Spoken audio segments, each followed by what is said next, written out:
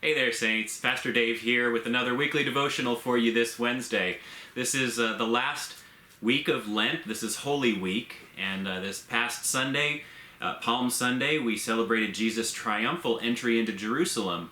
We've been looking at different journeys throughout Lent, and I wanted to look at Jesus' journey in this last week. I want to look at chapter 19 of Luke, at what follows immediately after his descent from the Mount of Olives.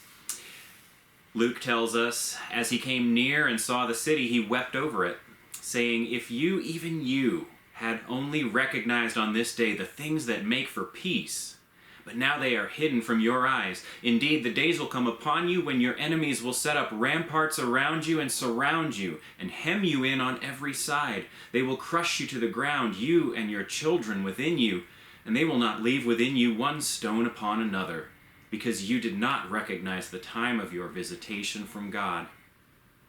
Then he entered the temple and began to drive out those who were selling things there. And he said, "It is written, 'My house shall be a house of prayer,' but you have made it a den of robbers." And every day he was teaching in the temple. The chief priests, the scribes, and the leaders of the people kept looking for a way to kill him, but they did not find anything they could do, for all the people were spellbound by what they heard. Saints, this is a tough week for Jesus. This is a tough week for the church as we think about his life and remember what he did this Holy Week. But this is the culmination of his journey. And it's interesting to me as he reaches Jerusalem, as he reaches the end point of what God has in store for him, Jesus knows this is the last week of his life. He knows what's about to happen. And it's understandable that he might be sad, might be depressed, might be a little forlorn. There's a heaviness that has come upon him. But to me, what's really interesting is that throughout this week, you don't see Jesus focusing much on himself and on his own sadness. Right here in the reading, you see Jesus weeping for Jerusalem, weeping for the people who he loves, who he is putting his life on the line for, and they don't get it. They don't recognize God. He's frustrated when he gets into the temple because there are people buying and selling. They've turned this into a marketplace where it's supposed to be a worship space, a sacred space, holy, set apart. He will be teaching continually throughout this week. He will be praying. He will be serving. And over again, we'll see that people just aren't connecting with him. They aren't quite grasping what he's saying, or they aren't believing it. They aren't committing themselves to it. Even his disciples, the people who have been closest to him throughout his life, are going to start falling away, betraying, giving up, abandoning him. And yet Jesus, throughout this most difficult period of the journey, he perseveres. He presses on. He keeps on going. I think that's really amazing. That's something that we want to keep in our minds as we face the hardest parts of our own journeys.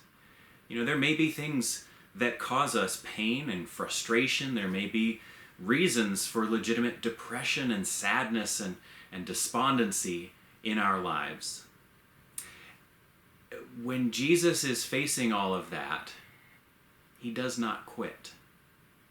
And I wonder if that might be for us the inspiration that we need to keep going, to keep working.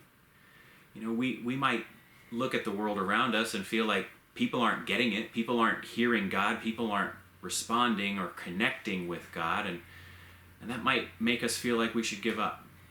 We might look at our own lives and feel like we've failed in some way that's so great, so overwhelming that we can't go on. Nobody is going to accept us. Nobody's going to forgive us. Nobody's going to keep on loving us. We quit.